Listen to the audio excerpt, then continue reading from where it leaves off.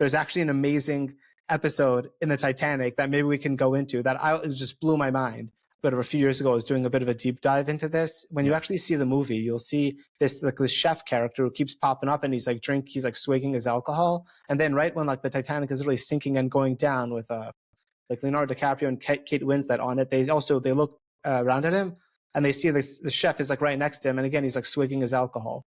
And I was like, okay, like I never paid attention to that, but in the comments they start referencing this guy. I don't remember his name. And it turns out this is a real character who was, I think, like the chief baker on the Titanic. Yeah. And what happened was he was not on duty when the Titanic hit the iceberg, but he came on. He then got like 20 pounds of bread, brought out, he forced his staff to get this bread to start bringing it out to people who were going out on the lifeboats.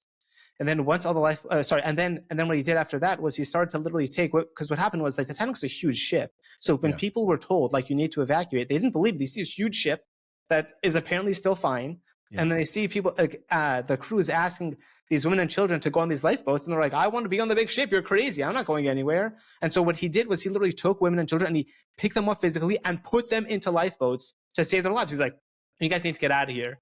And then once all the lifeboats left, he then took time to take all these wooden pieces of furniture like chairs and throw them overboard so that people had flotation devices, so they had some sense of hope when they were in the freezing cold water.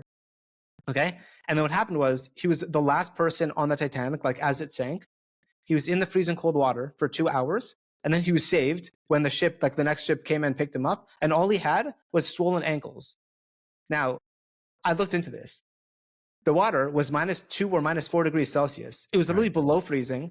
Right. Because it's salt water. It doesn't freeze in this, right? And right. And that's what I understand about Fahrenheit. Like Fahrenheit, you know, I'm from Canada, so we use Celsius. So we always make fun of like Fahrenheit, ridiculous, 32 is freezing. Yeah, because 0 is the temperature at which salt water freezes, which once you hear that makes sense. So it freezes much lower. Sure. But anyway, so the freezing temperature is much lower. I mean, like the water is literally below freezing. Okay. Right. People, and so there was all these debates like, oh, the reason why he survived was because he was drinking alcohol, which is apparently true that he was drinking alcohol. But then I looked into this. I was curious. I was like, wow, is that true? Like drinking alcohol will like save you from freezing water? The answer is that's not true. Not true at all. What it'll do is it'll prevent you from literally going to cardiac arrest when you're going into like freezing cold water.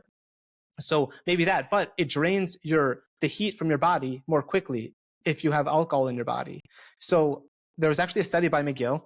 Shout out to Montreal, by McGill, that literally went through this factual situation. The fact that this guy was in freezing cold water for 2 hours and left with swollen ankles. That was his only symptoms. Right. And then their conclusion was he just got lucky.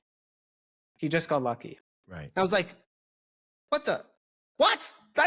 That's ridiculous. You can't say he got lucky. That's the most unscientific explanation. How did he survive? And again, I'm sure there's room for disagreement, and maybe this is the whole Jules versus Vincent debate. But when I saw that, I was like, this was divine intervention. This guy went so against nature by worrying about other people with their food, by then hauling women and children into lifeboats instead of worrying about himself. Right. And then taking time once they were all gone, instead of kind of freaking out and figuring out his own survival, worrying about other people by throwing these wooden pieces of furniture to help people float in the water. I was like, you act out of nature, God's going to help you and and kept him out of nature. Yeah, right. He was swimming and floating or whatever you want to say. 2 hours in freezing cold water, you're dead. That doesn't make any sense. There were like maybe a dozen people who survived being in the water for that long with swollen ankles. That's all he had. Exactly. So that's exactly the point. Like you and I both know that when that baker went above and beyond, that response is there. That's how God runs the world. But you and I know that, and we believe that, we have sources to back that up.